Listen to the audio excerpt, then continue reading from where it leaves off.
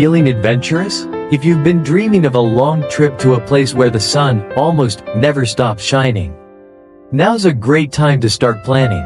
Malta, a stone's throw into the Mediterranean between Sicily and Libya, conjures up visions of ancient buildings, sparkling blue waters, mouth-watering cuisine, and an abundance of fantastic local festivals.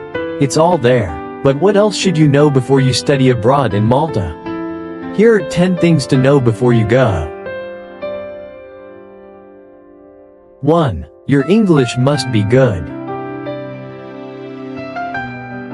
Signs, government forms, advertisements and everyday interactions are in English. So if your English is okay, you'll be fine, unless you're planning on staying in Malta for the long haul. In that case, the locals will really appreciate your effort to pick up Maltese, a mix of Siculo-Arabic, an Arabic dialect originating from Sicily, with a sprinkle of English, French and Italian. 2. Very sunny. With 300 days of sunshine a year, Malta is certainly charming. However, when living there, remember to apply sunscreen and wear a wide-brimmed hat. The island nation has hot and humid summers, with cold and wet winters. Remember that your apartment is unlikely to be insulated or have central heating, so the winter chill can be really harsh at night. Prepare for the cold season with a windproof jacket for the beach and a warm coat for indoors. 3. Neighborhood. Speaking of apartments, Malta's growth has seen a number of new housing developments spring up, meaning finding a place to live isn't too difficult. While rents in Malta are cheaper than many other European destinations, there are still a number of neighborhoods, Slima, St. Julian's, Gizira and Masida, that tend to attract expats and are therefore more expensive. Look further afield to save your pennies and/or time your visit in winter or autumn to avoid the high rents during peak tourist season. 4. Public transport. Malta is small and relies on buses for public transport. The island's fleet has been replaced in recent years and there are still services that take you to the places you want to explore, even the youngest villages. That doesn't mean they're frequent or super fast. Be prepared to sit back and enjoy the scenery as your bus winds along winding roads and makes plenty of stops.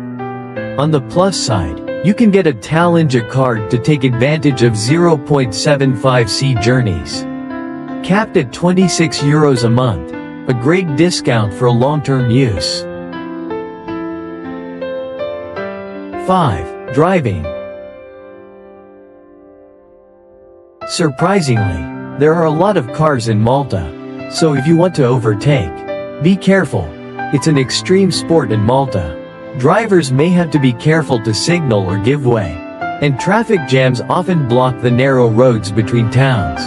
For most nationalities, your foreign driving license will be valid for a maximum of 1 year. And foreigners from the EU, Switzerland and Australia can convert it to a Maltese one. 6. Enjoy the fun. Malta can be an experience for the senses. With around 450,000 people in an area 22 times smaller than Ireland, it feels vibrant and busy. Such liveliness brings with it a great variety of sounds, church bells, local chatter, stories, vendors, and the like. Enjoy it and see if you can pick up a word of local slang here and there. 7. Red tape. The hospitality industry is a big one in Malta and entry-level jobs are generally plentiful. However, you will need a contract to get a social security number and a residence card, which will help you open a bank account. Otherwise, opening an account is not as simple as it sounds.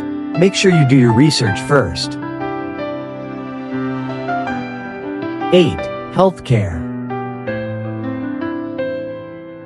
Malta's free public healthcare system is modeled on the UK's NHS and can be accessed by working expats.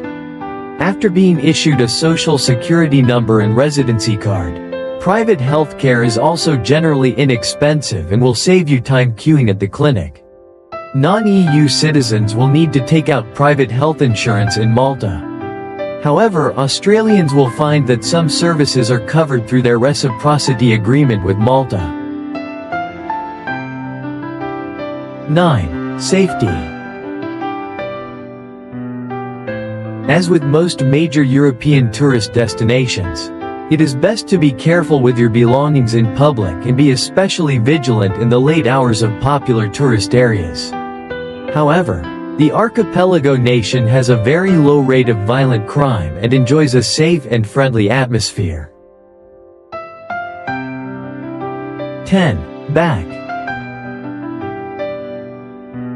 As an island way of life, the locals seem to follow a completely different time system and are not hampered by concepts such as a schedule. While it may feel confusing at first, the best advice when moving to Malta is to relinquish control. Go with the flow and adopt the local way.